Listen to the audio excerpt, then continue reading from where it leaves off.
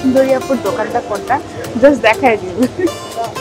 বিশ্ববিদ্যালয় থেকে বিবিএ শেষ করে লিসা আহমেদ চাকরি করেছেন বেশ কয়েকটি বেসরকারি প্রতিষ্ঠানে। ব্যবসার প্রতি আগ্রহ থেকে চাকরি ছেড়ে 1 বছর ধরে শুরু করেছেন ফুডকার্ট ব্যবসা। খাবার বিক্রি করে আয় করছেন চাকরির বেতনের চেয়ে কয়েক গুণ বেশি টাকা। জবের থেকে আই বিলিভ লাইক আমার ফুডকার্ট থেকে বেশি আর্নিং, লাইক আমার নিজের business, I don't have to answer to anybody. I like doing it. আমার জবের থেকে বেশি আমার রান্না বান্নায় মন ছিল, তো এটাই বেশি আর কি কনসিডারেবল আমার জন্য। গ্র্যাজুয়েশন করে যে ফুডকার্ট করা যাবে না, এটার মানে লজিকটা আমি বুঝি না। যারা হাইলি এডুকেটেড, আমি বিলিভ করি এভরিবডি উড অ্যাপ্রিসিয়েট যে মানে এত এডুকেটেড হওয়ার পরও মানে আরেকটা মানুষ নিজের বিজনেস করছে। আমি জব করে 15,000 টাকা 20,000 টাকা স্যালারি পাবো। I am doing my own card. হ্যাঁ, আমার কার্ড আমাকে এভরিডে একটা গুড অ্যামাউন্ট দিচ্ছে। আমার 2-3 জনের স্যালারি মিলে আমার একার মান্থলি ইনকাম হবে।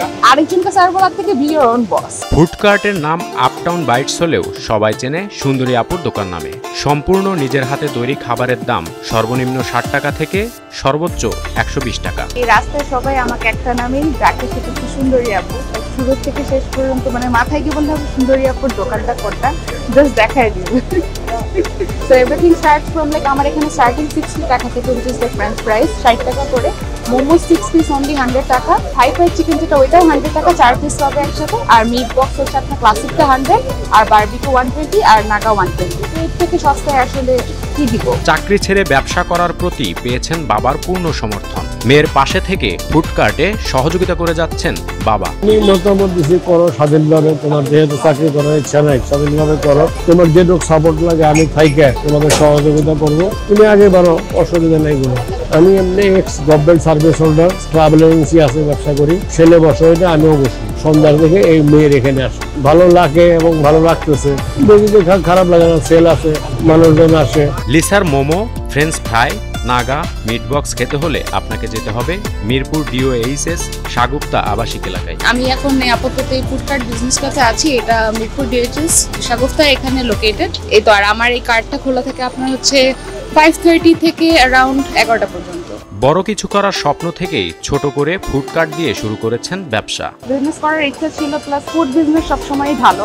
তো আমি চাই বড় কিছু করার আগে ছোটটা থেকে স্টার্ট করতে। তো ছোটটা থেকে আমার যদি এক্সপিরিয়েন্সটা ভালো হয় তাহলে বড়টা অবশ্যই ভালো হবে ইনশাল্লাহ। ওটাই আর কি চেষ্টা। মানে মাঝে মাঝে দেখতাম যে সবাই স্ট্রিট ফুডের প্রতি খুব মানে একটা অ্যাট্রাকশন, একটা মানে ডিফারেন্ট ক্রাউডই আছে যারা স্ট্রিট ফুড খুব প্রেফার করে। তখন থেকে ভাবলাম যে আমি একটা স্ট্রিট ফুড লঞ্চ করার ট্রাই করি। স্ট্রিট ফুড বলতে একটা ফুড কার্ট, কম বাজেটও লাগে, মানে বিজনেসটা এস্টাবলিশ করতে তত টাকা লাগে না, বাট গুড একটা আউটপুট পাওয়া যায়। ওইভাবেই ভেবে যেই ভাবনা সেই কাজ। উদ্যোক্তা হতে আগ্রহীদের জন্য উপযুক্ত পরিকল্পনা এবং বাজেট নিয়ে এগিয়ে যাওয়ার পরামর্শ তার। প্রপার প্ল্যান নিয়ে, প্রপার বাজেট নিয়ে, প্রপার প্লেস লোকেশন নিয়ে যদি আপনি নামতে পারেন, অ্যান্ড ফুড আপনাকে কখনোই ধোকা দেবে না। এটা food quality is good, test ভালো থাকে, লোকেশন ভালো থাকে, আপনি ডেফিনেটলি মানে গ্রো করবেন। Nobody can stop you. Raju Ahmed, news 24।